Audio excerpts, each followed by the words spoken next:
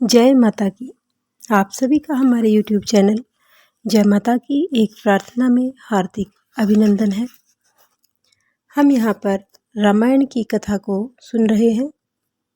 पिछले अध्यायों में हमने बालकांड का अध्ययन किया और इससे पिछले वीडियो में हमने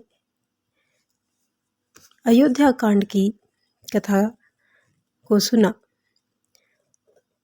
तो आज हम उससे आगे की कथा को करेंगे।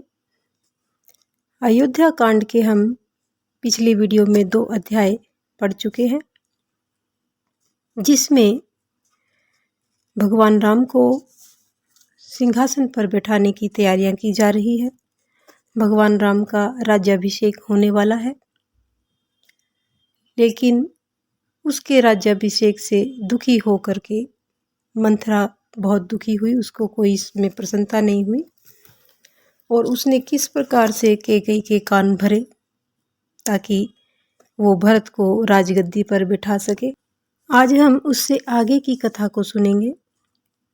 उससे पहले कि हम कथा को शुरू करें, अगर आप चैनल पर नए आए हैं, मेरी आवाज़ को पहली बार सुन रहे हैं, तो चैनल को सब्सक्राइब कर लीजिए और घंटी जैसे दिखने वाले बटन को भी दबा लीजिए ताकि आने वाली नई वीडियो की नोटिफिकेशन आपको सबसे पहले और आसानी से मिल सके।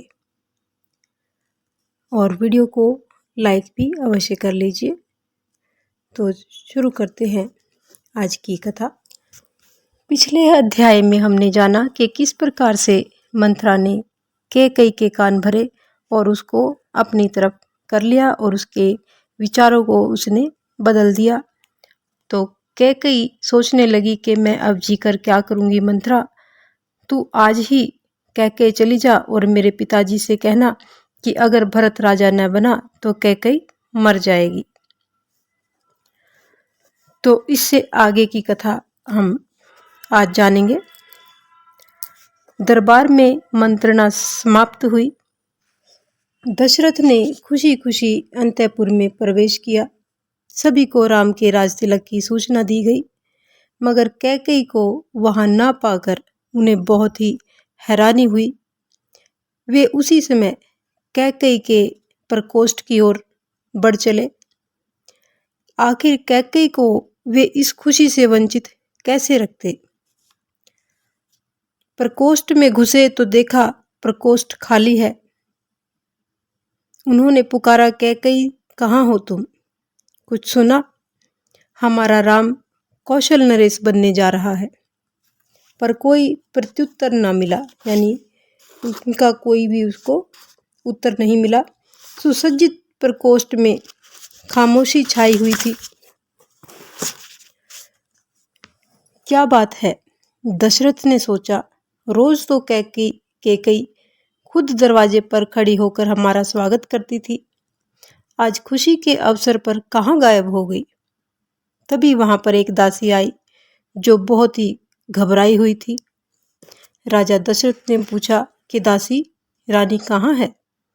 दासी के चेहरे पर उलझन के भाव छा गए। वह कँपकँपाते हुए स्वर में बोली कि राजन, रानी को आज न जाने क्या हुआ है। वे बहुत ही क्षुब्ध एवं क्रोधित है और वो अपने कोप भवन में बैठी है।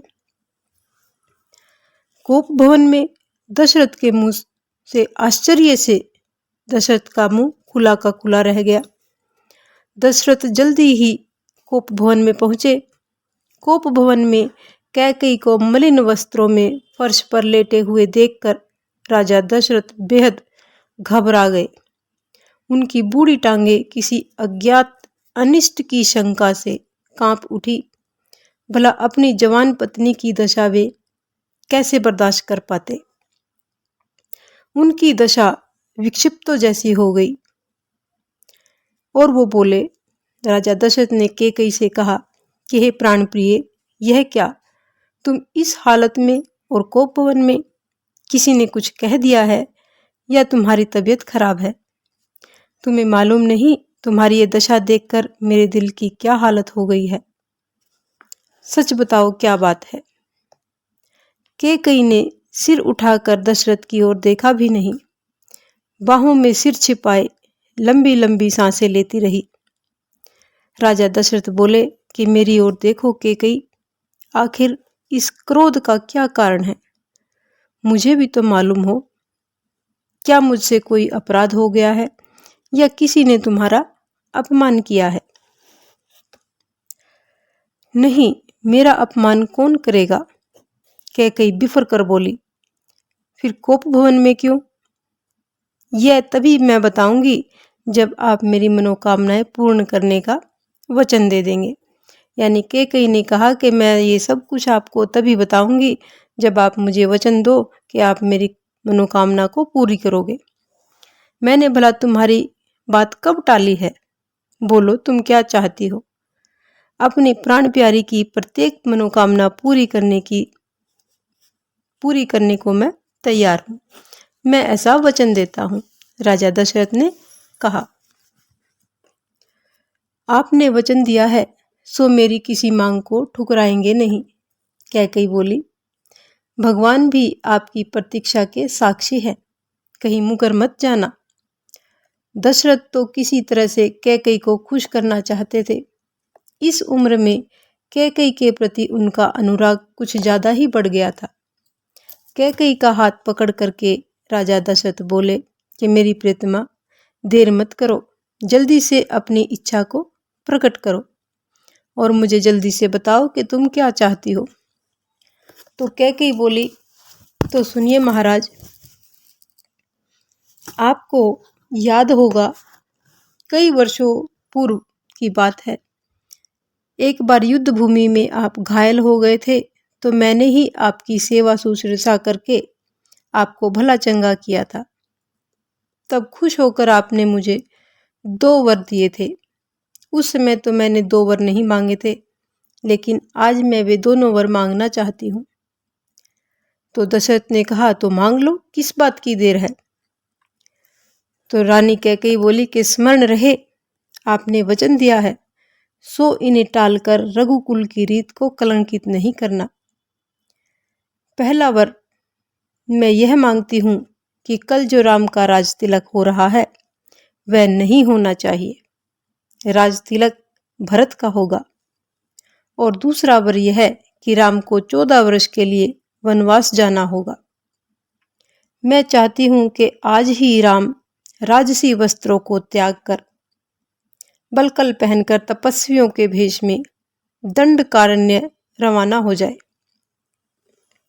बस यही मेरी मनोकामना है और इसे पूर्ण करना आपका काम है, आपने वचन दिया है। दशरथ ने से कुछ भी बोला न गया।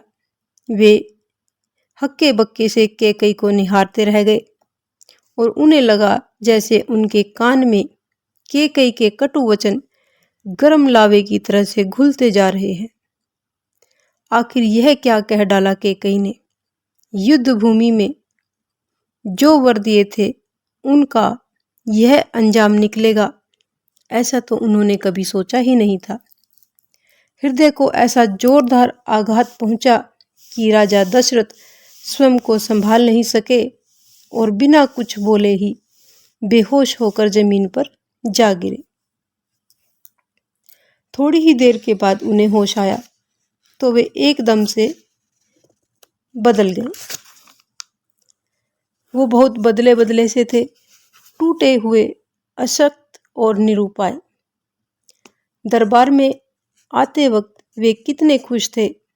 लगता था संसार में उनसे अधिक भाग्यशाली और कोई भी नहीं होगा।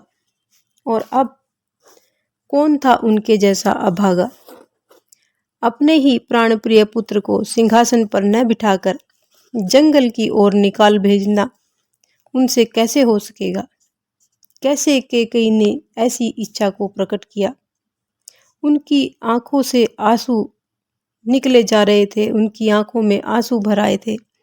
वे मर्माहित होकर शुद्ध स्वर में बोले,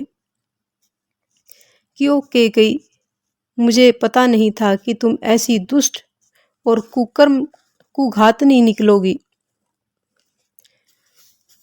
राम तो तेरी भी उतनी ही श्रद्धा करता है जितनी दूसरी माताओं की, फिर उसके प्रति यह दुर्भावना क्यों? क्या बिगाड़ा था राम ने तुम्हारा? मुझे पता नहीं था कि इस सुंदर काया के पीछे नागिन का दिल है। तुझे धिक्कार है। धिक्कार तो मुझे है कि मैं तुझ जैसी पापनी के प्यार में खुद को भुला बैठा था। जिस राम के सारा संसार गुणगान करता है, उसे महल से कैसे निकालूं? हाय, अब मैं क्या करूं? वचन भी तो भंग नहीं कर सकता, क्योंकि रघुकुल रीत सदा चली आई, प्राण जाए पर वचन जाए। इसलिए अपने वचन से फिर भी नहीं सकता। राम के बिना तो मैं एक पल भी जी नहीं सकूंगा। आगे कैकेयी कहती है कि महाराज, अब तो आपको मेरी बात माननी ही पड़ेगी। ऐसा मत कहो कैकेयी, बेहतर यही है कि अपने वर वापस ले लो। राम को तो तुम भी बहुत चाहती हो। मुझे याद आता है कि तुमने कभी किसी का बुरा नहीं चाहा। फिर आज कैसे तुम्हारा हृदय इस कठोर निर्णय को लेने पर उतारू हो गया? तुमने इतना कठोर निर्णय किस तरह से ले लिया? राम को 14 वर्ष का वनवास? नहीं नहीं, यह तो अत्यंत ही कष्टकारक विचार है। मेरी ओर देखो कैकेयी, मैं बूढ़ा हो चला हूँ। मेरे सिर के समस्त बाल सफेद हो गए हैं। कभी भी मृत्यु मुझे अपने आगोश में ले सकती है। इन अंतिम दिनों में मुझे क्यों दुनिया की नजरों में बुरा बनाना चाहती हो? मुझ पर दया करो, कुछ और मांग लो। यही मेरी करुण विनती है। राजा दशरथ ने अपना मुकुट उतारा और कैकेयी के कदमों पर रख दिया। मगर दशरथ के करुण विलाप से कैकेयी जरा भी विचलित नहीं हुई। वो अपने विचार पर, अपनी बात पर अड़िग रही। इतना पछतावा हो रहा है तो वर ही क्यों दिया था? कैकेयी ने कहा, अगर दुनिया को पता चल गया कि रघुवंशी दशरथ ने वचन भंग किया है तो तुम सबकी नजरों में गिर जाओगे। आप कुछ भी कहिए, मैं अपने वचन से जरा भी टस से मस नहीं होंगी। वह कौशल्या राजमाता और राम राजा बनकर तो ऐश करें। कैकेयी ने कहा कि वाह, कौशल्या तो राजमाता और राम राजा बनकर के ऐश करें और मैं और मेरा पुत्र दासों की तरह से जीवन व्यतीत करें। ऐसा कभी नहीं होगा। आपको अपने पूरे वर पूरे करने पड़ेंगे। दशरथ की आंखें पथरा गई, मस्तिष्क ज्ञान शून्य हो गया और शरीर एकदम निढाल हो गया। और वो बोले कि एक औरत के बहकावे में आकर मैंने राम को वनवास और भरत को राज्य सिंहासन दिया तो दुनिया मुझे मूर्ख ही मानेगी। बेचारी सीता का क्या होगा? कौशल्या क्या सोचेगी? मैं न जानता था कि तू भारी उल्टा है। पति का नाश करने वाली अग्नि को साक्षी मानकर कभी तुम्हें मैंने अपनाया था और आज मैं तुम्हारा त्याग करता हूँ। जल्दी ही सुबह हो जाएगी। महल में राम के राज तिलक की तैयारियां शुरू हो जाएंगी। सारा नगर राम के सिंहासन रूढ़ होने की तैयारियां कर रहा है और प्रतीक्षा कर रहा है कि कब राम सिंहासन पर बैठे। जब लोगों को पता चलेगा कि राम तो 14 वर्षों के लिए वन जा रहा है, तब वे क्या सोचेंगे? मेरा मरण निश्चित है। मेहरबानी करके तुम या तुम्हारे पुत्र मुझे जलांजलि भी न दें। पूर्व दिशा में नया सूरज उगने लगा था। प्रातःकाल का मध्यम उजाला चारों ओर बिखरने लगा था। कैकेयी रात भर दशरथ का विलाप सुनकर उकता गई थी और वो बोली कि बस बस राजन, बहुत हुआ। व्यर्थ की मेरी भावनाओं को ठेस पहुंचाने की कोशिश मत कीजिए। इसी वक्त राम को बुलाइए और उसे वन के लिए रवाना करके भरत के राज तिलक की घोषणा कीजिए। राजा दशरथ समझ गए कि कैकेयी अपनी जिद से जरा भी नहीं हटेगी। दशरथ घायल पक्षी की तरह से तड़प कर रह गए और अवरुद्ध कंठ से बोले कि वचन हार चुका हूं कैकई, सो वही होगा जो तुम चाहती हो। महल में भारी चहल पहल थी। राम सीता का उपवास यथाविधि समाप्त हो चुका था। राज तिलक की सारी तैयारियां पूरी हो चुकी थी। लोग उत्सुकता से उस पल की प्रतीक्षा कर रहे थे जब राम के मस्तिष्क पर राजमुकुट रखा जाएगा। राज्याभिषेक की सामग्री के साथ वशिष्ठ मुनि मंत्रियों व श्रेष्ठ जनों के साथ नगर के राजपथों से होते हुए महल में पधार चुके थे। बस प्रतीक्षा थी तो सिर्फ राजा दशरथ की। वशिष्ठ ने सुमंत से कहा कि मंत्रीवर, विलंब हो रहा है, शीघ्र दशरथ को दरबार में ले आओ ताकि शुभ मुहूर्त में राम का राज तिलक किया जा सके। सुमंत तत्काल ही दशरथ के पास पहुंचा और उन्हें दरबार में चलकर राज्याभिषेक की कार्यवाही में भाग लेने के लिए कहा। मगर दशरथ का क्या उत्तर देते? वे शोक की साकार प्रतिमा बने हुए थे। शून्य निगाहों से सुमंत को देखते देखते अचानक ही वे पुनः होश हवास गंवा करके फिर से मूर्छित हो गए। यह क्या? खुशी के मौके पर दशरथ की ऐसी अवस्था? सुमंत एकदम से सहम कर 2 कदम पीछे हट गया। कैकई पास ही खड़ी थी तो कैकई बोली कि घबराए नहीं सुमंत। दरअसल महाराज रात भर सो नहीं सके, बस राम के राजतिलक के बारे में ही सोचते रहे, सो उनकी आंख लग गई है। आप जाइए और राम को यहीं भेज दीजिए। सुमंत को सच्चाई का क्या पता था। वह चुपचाप वहां से चलकर दरबार में पहुंचा जहां सभी दशरथ की आतुरता से प्रतीक्षा कर रहे थे। राम व सीता अभिषेक महोत्सव के लिए पहुंच चुके थे। सुमंत ने राम से विनीत स्वभाव में कहा कि राजकुमार, रानी कैकई का आदेश है कि आप तुरंत उनके प्रकोष्ठ में जाइए। महाराज कुछ कहना चाहते हैं आपसे। राम ने सीता की ओर देखा और बोले कि प्राणप्रिय, पिता व माता कैकई ने बुलाया है। तुम तो जानती हो कि माता कैकई मुझे भरत से भी ज्यादा प्यार करती है। राजतिलक से पहले शायद वो मुझे कुछ सीख देना चाहती हैं। मैं माता पिता के दर्शन के लिए जा रहा हूं। राम उसी वक्त सुमंत के साथ दशरथ के पास जा पहुंचे। माता पिता के चरण स्पर्श करके बोले कि आज्ञा दीजिए पिताजी। दशरथ ने नम आंखें उठाकर पुत्र की ओर देखा, जिसका चेहरा कमल की तरह खिला हुआ था। वे ठंडी सांस लेकर इतना ही बोल सके कि हे राम। महाराज का गला अवरुद्ध हो गया और आंखों से अश्रुधारा बह निकली। वे ज्यादा देर तक पुत्र को देखते रहने का साहस न कर सके। राम हतवाक। पिता की ऐसी दशा की ओर उन्होंने कल्पना भी नहीं की थी। यानी राम अपने पिता की ऐसी दशा को देख करके बहुत परेशान हुए। उन्होंने सोचा भी नहीं था कि उसके पिता की ऐसी हालत हो जाएगी। अभिषेक के अवसर पर पिता इस कदर पीड़ित और मर्माहत। राम का हृदय बैठ गया। वे माता कैकई से बोले कि माँ, महाराज को क्या हो गया? वे मुझसे बोलते क्यों नहीं? इतने दुखी क्यों हैं? क्या मुझसे अनजाने में कोई अपराध हो गया है जो वे मुझसे नाराज हो गए हैं, या उनका शरीर स्वस्थ नहीं है? कृपया सही सही बताइए, महाराज की वेदना का असली कारण क्या है? यही मौका था जब कैकई को चतुराई से काम लेना था। अब अगर वो चूक गई तो बना बनाया काम बिगड़ जाएगा। ये सोच करके वो बोली कि महाराज, भला तुमसे क्यों नाराज होने लगे? शरीर में भी वे स्वस्थ हैं। सच तो यह है कि तुमसे कुछ कहना चाहते हैं, पर कहते हुए सकुचा रहे हैं कि कहीं तुम्हें बुरा ना लगे।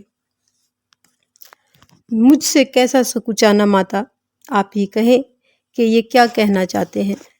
राम ने कहा कि आप स्वयं ही बता दीजिए कि पिताजी मुझे क्या कहना चाहते हैं। तो दशरथ आंखें मूंदे चुपचाप निढाल पड़े थे। लग रहा था कि शरीर में प्राण ही नहीं हो। कैकई ने एक नजर उन्हें देख करके कहा कि सुनो राम, एक बार महाराज ने प्रसन्न होकर मुझे 2 वरदान दिए थे। आज जब मैंने वो 2 वरदान मांग लिए तो अब वो पछता रहे हैं। और यह तो रघुकुल की रीति है कि अपने वचन से कोई नहीं फिरता। रघुकुल की रीति के सरासर ये विपरीत है। सो तुम ही पिता की कुछ सहायता करो ताकि उन पर वचन भंग का कलंक ना लगे। स्वीकार हो तो वे वरदान तुम्हारे सम्मुख मैं बता दूं, दोहरा दूं कि वो कौन से वचन मैंने तुम्हारे पिता से मांगे हैं। कैकई के स्वर में जो कटुता और व्यंग था उससे राम को बड़ी पीड़ा हुई और वो बोले कि मेरी पितृभक्ति पर संदेह न करे माता। अगर पिता अग्नि में कूदने का आदेश भी देंगे तो भी मैं उसे सहर्ष स्वीकार कर सकता हूँ। आप निसंकोच होकर अपने वरदान मुझे सुनाइए। मैं प्रतिज्ञा करता हूँ कि अवश्य ही उनका पालन करूँगा। राम, मैंने 2 वर मांगे हैं।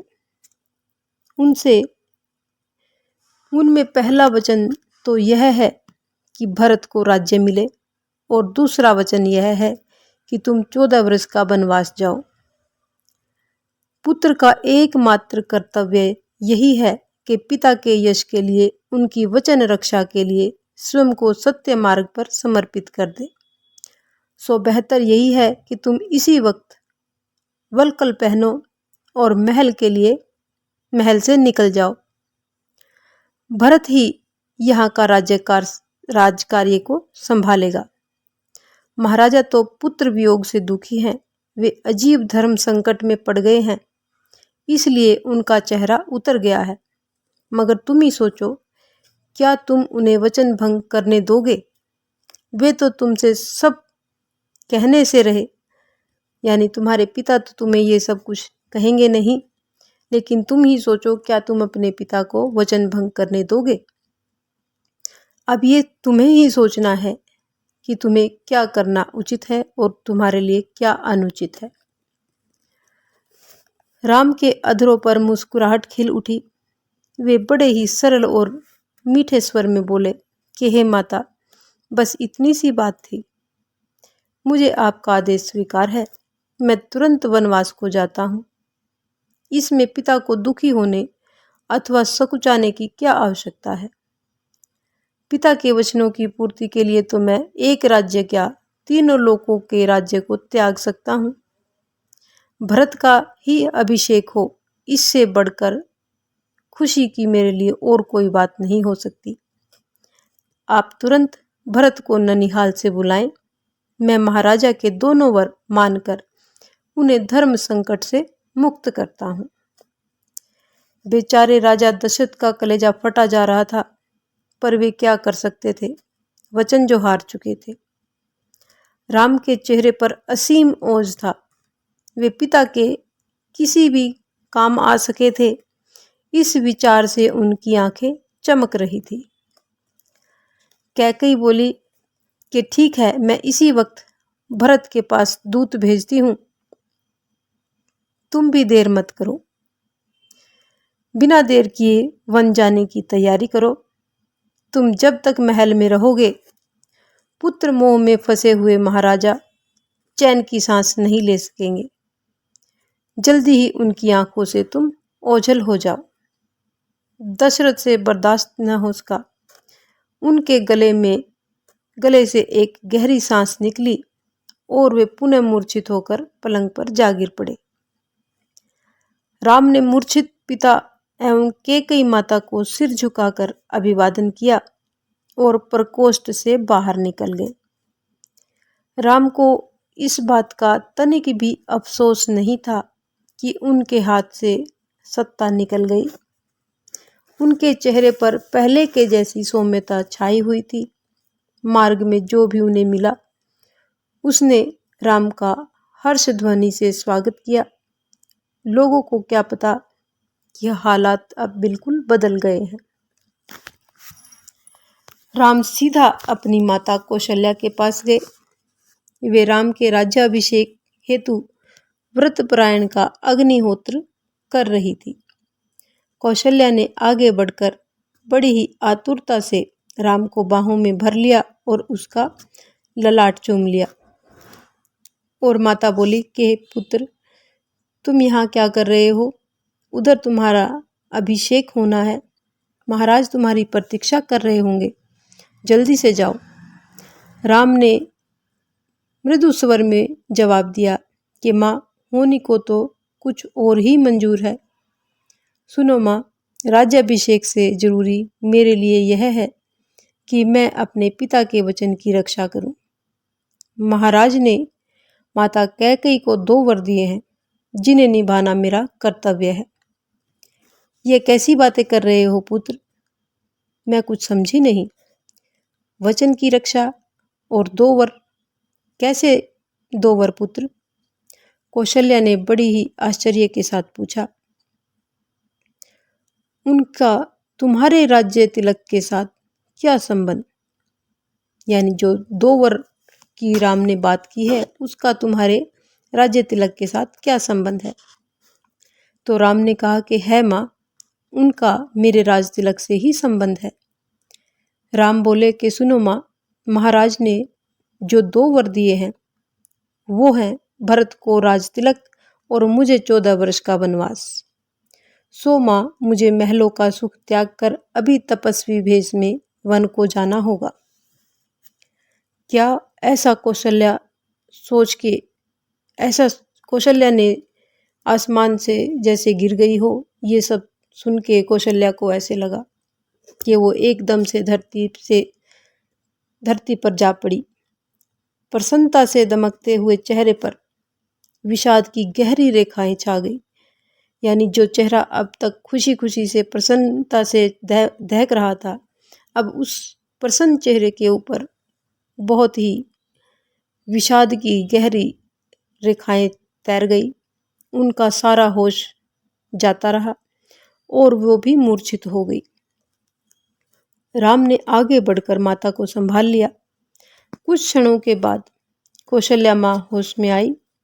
राम को शून्य निगाहों से देखती हुई वे सिसक कर बोली कि मैं कैसे सह पाऊंगी तुम्हारा वियोग। भला पुत्र से बिछड़कर माँ कैसे जीवित रह सकती है? इससे बेहतर तो यह था कि मैं बांझ ही रह जाती। हाँ, अंत यह कैसा अंत? मैंने तो कभी सोचा भी नहीं था कि कैकेयी ऐसा दुर्व्यवहार करेगी। क्या यही सब देखने और सहने के लिए मैं जिंदा थी? क्या इसी दिन के लिए मैंने तुझे पाल पोस करके इतना बड़ा किया कि एक दिन तू हमें तड़पता हुआ छोड़ करके वन पर चला जाए? लक्ष्मण वहां पास में ही खड़े थे। वे बेहद क्षुब्ध थे और बोले कि माँ, इसमें राम का कोई दोष नहीं है। राम तो देवता है। मेरा विचार है कि राम को चुपचाप सत्ता संभाल लेनी चाहिए। पिताजी की बुद्धि बुढ़ापे में भ्रष्ट हो गई है। मैं राम की सहनशीलता एवं नम्रता का नाजायज फायदा किसी को उठाने नहीं दूंगा। जो राम की राह में बाधा पहुंचाएगा, मैं उसे जिंदा नहीं छोड़ूंगा। माँ, तुम चिंता मत करो, मैं इस अनहोनी को नहीं होने दूंगा। कौशल्या ने नम आंखों से एक बार लक्ष्मण को देखा और फिर राम से बोली कि राम, लक्ष्मण ठीक ही कहता है, तुम वन में मत जाओ। माँ को दुख पहुंचाना कहाँ का न्याय है? अगर पिता के आदेश को मानना धर्म है तो माँ के आदेश को ना मानना अधर्म है। मुनि कश्यप की भांति तुम भी यहीं रहो और माँ की सेवा करो। अगर तुम चले गए तो मैं अन्न जल सब कुछ त्याग दूंगी।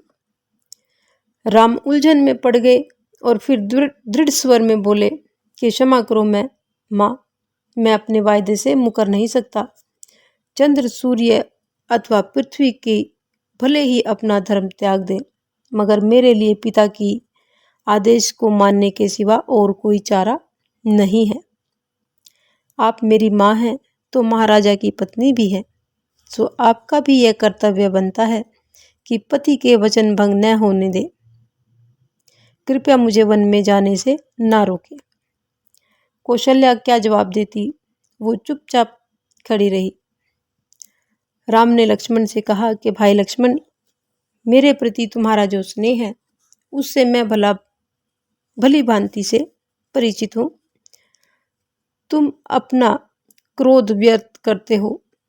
तुम इतना क्रोध मत करो। पिता का आदेश न मानना कितनी बड़ी अधर्म की बात है, यह तो तुम भी जानते हो। माँ को तो प्रसन्न होना चाहिए कि उनका पुत्र कुल की रीत का पालन कर रहा है। 14 वर्षों के बाद तो मैं महल में लौट ही आऊंगा। इसमें महाराजा अथवा माता कैकेयी का कोई दोष नहीं है। यही प्रारब्ध था और भाग्य से भला कौन लड़ सकता है। जो हमारे भाग्य में लिखा है हमें उसको भोगना ही है। इस पर लक्ष्मण बोले कि कमाल है, आप जैसा कर्मवीर भी भाग्य को ही सब कुछ मान रहा है, जबकि सच्चाई यह है कि आप माता कैकेयी के षड्यंत्र के शिकार बने हैं। आपको तो इस अन्याय का मुकाबला करना चाहिए, मगर आप हैं कि इसे प्रारब्ध मान रहे हैं। मैं ऐसा नहीं होने दूंगा। आपको ही सत्ता संभालनी पड़ेगी। राम धीरे से मुस्कुराकर बोले कि धैर्य धारण करो लक्ष्मण, मुझे धर्म का पालन करने दो। मगर सहसा ही कौशल्या बोली कि तुम महलों में पले हुए वन में कैसे रह सकोगे पुत्र? कैसे वहां के कष्ट और दुख को सह सकोगे? कहाँ सोओगे, क्या खाओगे? उफ, ये सब सोचकर मेरा कलेजा फटा जा रहा है। ठीक है, तुम वन जाओगे तो मैं भी तुम्हारे साथ चलूंगी। राम ने कौशल्या का हाथ पकड़ करके कहा कि माँ, इस वक्त आपको महल में होना ही जरूरी है। महाराज की हालत नाजुक है। कैकेयी माता के व्यवहार से उनका दिल टूट चुका है। अगर आप ऐसी हालत में उन्हें छोड़ करके चली गई तो वे जिंदा नहीं रहेंगे। उन्हें इस दारुण हालत में आप ही उबार सकती हैं। पति की एकांत सेवा ही पत्नी का एक मात्र कर्तव्य है माता। कौशल्या समझ गई कि राम को अपने पद से विचलित करना व्यर्थ है, और फिर राम जो कुछ कह रहा है या कर रहा है वह सब कुछ धर्म के अनुसार ही कर रहा है। सो वो अपनी आंखों को पोंछकर भरे दिल से कांपते हुए स्वर में बोली कि ठीक है, जाओ पुत्र, ईश्वर तुम्हारी रक्षा करेंगे, और मैं जानती हूँ कि तुम्हें रोक पाना असंभव है। तो माँ कौशल्या अपनी जिद से हट गई और उसने राम को जाने के लिए आज्ञा दे दी। राम वहां से माँ से विदा लेकर के सीता से मिलने अपने प्रकोष्ठ में गए। सीता पति के संभावित राज्याभिषेक की कल्पना से भाव विभोर थी, लेकिन जब राम ने उनके प्रकोष्ठ में प्रवेश किया तो उनके शरीर पर कोई राज्य चिन्ह नहीं था, बल्कि चेहरे पर असीम वेदना झलक रही थी। सीता किसी अनिष्ट की कल्पना से कांप उठी। सीता ने व्याकुल होकर के पूछा कि यह क्या है प्राणनाथ, चेहरे पर यह कैसा उद्वेग? आप तो राज्याभिषेक के लिए गए थे, फिर क्या हुआ? न तो आपके मस्तक पर स्वर्ण जड़ित मुकुट देख रही हूं और न आपका जय जयकार हो रहा है। मेरा हृदय बैठा जा रहा है। सच बताइए, क्या हुआ है? सीता की बड़ी बड़ी आंखों से आंसू की बूंदें लुढ़क पड़ी। राम ने सीता के आंसू पोंछते हुए कहा कि हे सीते, तुमसे क्या छिपाना, मुझे राज्याभिषेक की बजाय 14 वर्ष का वनवास मिला है। माता कैकेयी की इच्छा है कि भरत कौशल नरेश बने और मैं वनवासी। यही उन्होंने पिताजी से चाहा है, और पिताजी चूंकि उन्हें वर दे करके वचनबद्ध हो चुके हैं, अतएव यह मेरा कर्तव्य है कि उनके वचन की मैं रक्षा करूं। सीते, तुम्हें दुख तो होगा, पर मैं लाचार हूं। मुझे वन में जाना ही होगा। मैं तुमसे विदा लेने आया हूं। माताओं की तुम सेवा करना, भाइयों को स्नेह देना और भरत के प्रति कोई भी दुर्भावना तुम अपने मन में मत रखना। सीता ने झटके में सिर उठा लिया और तीखे स्वर में बोली कि हे आर्यपुत्र, आपकी बात सुनकर मुझे बड़ा आश्चर्य हुआ है। मुझे छोड़कर आप वनवास भोगेंगे और मैं यहाँ महलों में सुख से रहूं, यह मुझसे नहीं होगा। माँ बाप, भाई बहन, संतान अथवा मित्र सखा, ये सब तो अपने अपने कर्म फलों से जीते हैं, जबकि पत्नी पति के कर्म फल को भोगती है। मैं आपकी अर्धांगिनी हूँ, पति की पूरक। सो जो वनवास आपको मिला है वही वनवास मुझे भी मिला है। आप अकेले वनवास को नहीं जाएंगे, मैं भी आपके साथ अवश्य चलूंगी। पत्नी की गति पति सानिध्य में ही है। मुझे आप पतिव्रत धर्म से वंचित नहीं कर सकते। आपके साथ रहकर तो मैं महावन में भी सुखपूर्वक रह सकती हूँ। हे सीते, वन का जीवन अत्यंत कठोर है। आप मुझे मत रोकिए स्वामी। वन में फल फूल खाकर मुझे आपके साथ जो आनंद प्राप्त होगा वह महल में भी नहीं होगा। आपके बिना तो मैं स्वर्ग में भी नहीं रह सकती। वन में वास करती हुई मैं नदी, सरोवरों व पर्वतों में निशंक होकर विहार करूंगी। अगर मुझे आप साथ नहीं ले गए तो मैं यहीं अपने प्राणों को खत्म कर दूंगी। हठ मत करो सीता, तुम्हारा महल में रहना ही उचित है। महल में रहकर वही करो जैसा मैंने तुमसे कहा है। राम ने सीता को कहा, वनों में जीव जंतुओं का भय है। पहाड़ों की गुफाओं में मानव भक्षी पशु रहते हैं। नदी नालों में भयावह हिंसक प्राणी हैं। इसके अलावा नदी नालों और पहाड़ों को पार कर पाना भी मुश्किल होता है। वन में पग पग पर कटीली झाड़ियां हैं। तुम्हारे कोमल चरण उनसे लहूलुहान हो जाएंगे और तुम्हारा चलना फिरना मुश्किल हो जाएगा।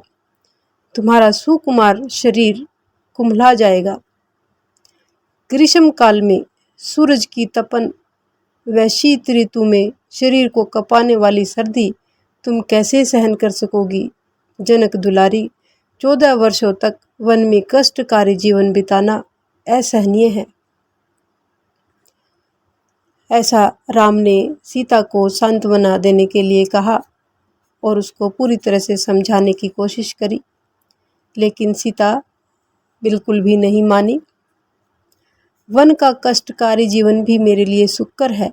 सीता ने कहा कि वन का कष्टकारी जीवन भी मेरे लिए सुखकर है, क्योंकि आपका सुखद साथ तो मुझे मिलेगा। मैंने तो जीवन में यही सीखा है कि पत्नी पति की अनुगामिनी होती है। वन के हिंसक जीव जंतु आपको देखते ही भाग खड़े होंगे। मेरे तो आप ही सर्वस्व हैं। वन में रहकर मैं आपकी सेवा करूंगी। महल के सुख आपके वियोग में मेरे लिए व्यर्थ है। सीता की आंखों से झरझर आंसू बहने लगे। ये सब देख करके राम ने सीता को कहा कि हे सीते, मैं स्वयं तुम्हारा वियोग सह नहीं पाऊंगा, मगर क्या स्वामी, किस बात का भय है आपको? क्यों आप मुझे यहाँ छोड़कर जाना चाहते हैं? सीता ने राम से प्रश्नपूर्वक निगाहों से देखते हुए पूछा। लगता है आपको मेरी सहनशीलता पर शक है। यह क्यों बोलते हैं कि नारी पति के लिए सब कुछ बर्दाश्त कर सकती है? सावित्री ने सत्यवान के लिए कितना कष्ट सहा था। सच मानिए, आपके साथ रहते हुए जंगल की कांटों भरी राहें, पर्वतों की पथरीली पगडंडियां व नदी नालों के दलदली मार्ग, ये सब भी मुझे मेरे रेशम से मुलायम हो जाएंगे मेरे लिए। ये सब वन में आपके साथ घास पर सोने में जो मुझे आराम मिलेगा वह महल के मुलायम बिस्तरों में भी नहीं मिलेगा। हे प्राणेश्वर, मैं तो आपके बिना एक पल भी नहीं जी सकती, फिर 14 वर्ष कैसे निकाल पाऊंगी। राम जी सीता का ऐसा अनुराग देख करके अभिभूत हो गए। उन्होंने सीता को आलिंगन में लिया, उनके आंसुओं को पोंछ करके बोले कि उफ, तुमने तो मुझे अजीब दुविधा में डाल दिया है सीता। मैं तो चाहता था कि तुम अपने साथ वन का कष्ट न भोगने दूं। यानी राम ने कहा कि मैं चाहता था कि तुम मेरे साथ वन में कष्ट ना भोगो, मगर देखता हूँ तुम मेरे बिना यहाँ भी सुख से नहीं रह पाओगी। यह मत सोचना कि मैं वन में तुम्हारी देखभाल नहीं कर सकता था। मैं तो यह सोचता था कि महलों की रानी वन में कैसे रह सकेगी। सच तो यह है कि तुम्हारे बिना 14 वर्षों का वनवास काटना मेरे लिए भी मुश्किल ही था। चलो, यह भी अच्छा ही हुआ कि तुम मेरा साथ देना चाहती हो। तुम्हारे उद्गार सुनकर मैं अत्यंत प्रसन्न हुआ। अब देर मत करो, यथाशीघ्र वनवास चलने की तैयारी करो।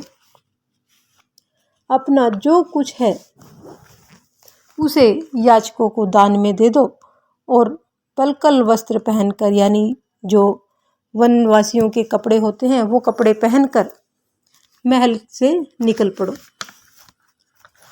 इस प्रकार से राम ने सीता को कहा। कहीं ऐसा ना हो कि किसी का मोह हमारे पैरों के बेड़ियां बन जाए और हमारे पैरों को आगे बढ़ने से रोक दे। हमें प्रत्येक मूल्य पर माता पिता के आदेश का पालन करना है, तभी हमें यश व सुख की प्राप्ति होगी। सीता के नेत्रों से प्रसन्नता के आंसू निकल पड़े। वह आंखें मूंदकर अस्फुट स्वर में बुदबुदाई। स्वामी, यानी सीता राम के आलिंगन में आ गई। अब आगे राम व सीता बलकल वस्त्र पहनकर वनवास के लिए जाने को उद्युक्त हुए तो लक्ष्मण से नहीं रहा गया। बलकल वस्त्र यानी जो सन्यासी वगैरह जो पहनते हैं उसको बलकल वस्त्र कहा जाता है। उन दोनों को वन के लिए जाता हुआ तैयार होकर के देखकर लक्ष्मण से रहा नहीं गया और लक्ष्मण ने कहा कि राम व सीता के चरणों में वो गिर पड़ा और रो रो करके बोला कि मुझे किसके सहारे छोड़ के जा रहे हैं आप लोग। मैं आपको अकेले वन में जाने नहीं दूंगा। कृपया मुझे भी साथ चलने की अनुमति दीजिए। मैं वहाँ जंगली पशु पक्षियों से आपकी रक्षा करूंगा और आपके बिना तो इस महल में मैं एक पल भी नहीं रह सकूंगा। नहीं लक्ष्मण, मैं ऐसा नहीं कर सकता। अगर तुम भी वन में चले गए तो यहाँ माता पिता की सेवा कौन करेगा? उन्हें सांत्वना कौन देगा? हम तो यहाँ से जा रहे हैं, तुम भी चल पड़े तो माता पिता का वियोग बढ़ जाएगा। यहाँ भरत और शत्रुघ्न तो होंगे ही, वहीं माताओं पिता की देखभाल वो कर लेंगे। मैं तो आपके साथ ही चलूँगा। जरा सोचिए, वहाँ आपकी एवं सीता जी की देखभाल करने वाला कौन होगा? लक्ष्मण ने इस प्रकार से कहा। राम ने एक बार सीता की ओर निहारा। सचमुच लक्ष्मण साथ रहा तो सीता को काफी आराम रहेगा। वो लक्ष्मण से बोले कि हमारे प्रति तुम्हारा प्यार व आदर अनुपम है लक्ष्मण। ठीक है, तुम भी हमारे साथ चलो। जाओ, माता पिता माताओं व गुरुजनों की आज्ञा लेकर के शीघ्र आ जाओ। अब हम अधिक देर तक यहाँ नहीं रुक सकते। लक्ष्मण की प्रसन्नता की कोई सीमा नहीं रही। वह उसी समय माताओं पिता व गुरुजनों से विदा लेने के लिए चला गया और साथ ही अपने साथ ले जाने के लिए कुछ अस्त्र शस्त्र भी उसने ले लिए। तो यहाँ पर हमारा अयोध्या कांड का चौथा अध्याय संपन्न होता है। अगले 5वें अध्याय में हम इसकी आगे की कथा को जानेंगे। आज की कथा में इतना ही। अगर आपको हमारी ये कथा पसंद आई हो तो एक लाइक का बटन अवश्य दबाएं और अगर आपको कथा पसंद नहीं आती है तो आप डिसलाइक का बटन भी दबा सकते हैं। तो मिलते हैं अगली कड़ी में। तब तक के लिए जय माता की, जय श्री राम, जय जय श्री राम।